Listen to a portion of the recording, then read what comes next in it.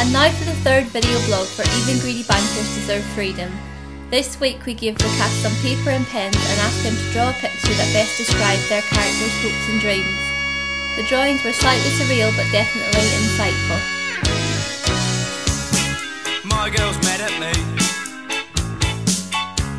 I didn't want to... It's just a representation of my current situation, or my recent history. So the airplane, path of the airplane represents my previous existence, really. Luxurious, enjoyable, but heading towards disaster because of a recent change in direction with the so-called banking crisis. So I had to make a decision, and I ejected myself, or I took a parachute and decided that I would make a change. But where I'm now headed, arguably, is equally dangerous. Represented by the shark-infested water.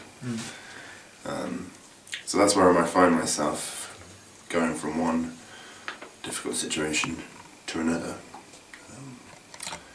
So I'll just have to see how I cope in this water, whether sharks like the taste.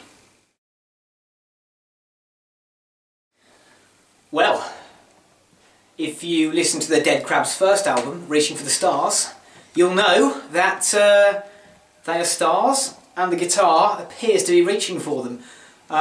So really it's a representation of where I think the Dead Crabs are going to be going in the next couple of years. There has been some record company interest, so it's a happy day, but over and above the happy day is the Dead Crabs and a musical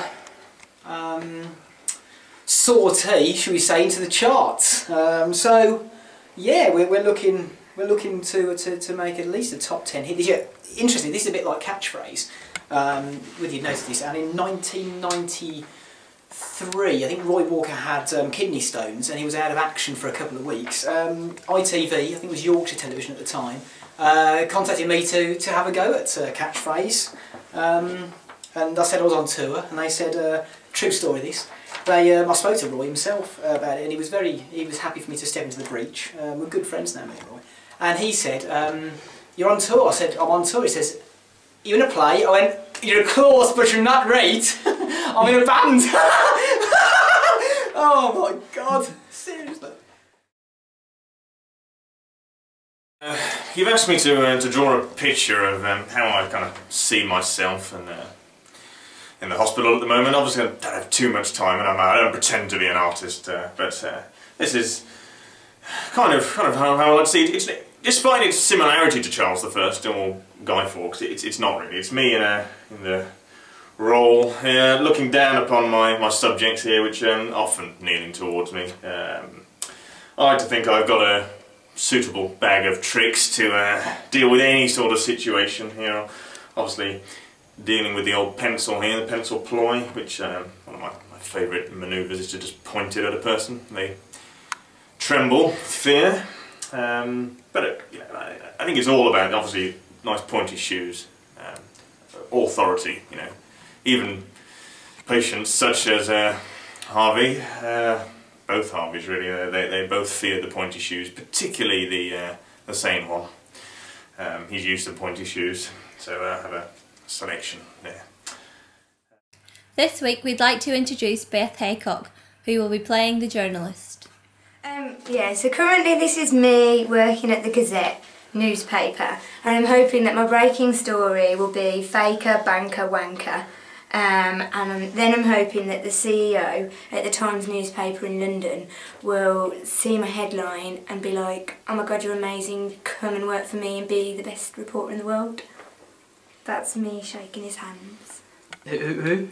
Which one are you? I'm me. Oh, okay. That's CEO. Does the Times newspaper even have a CEO? So that wraps up this week.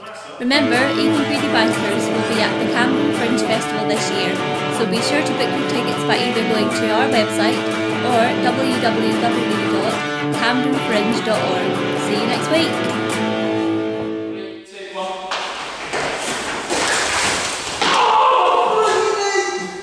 week!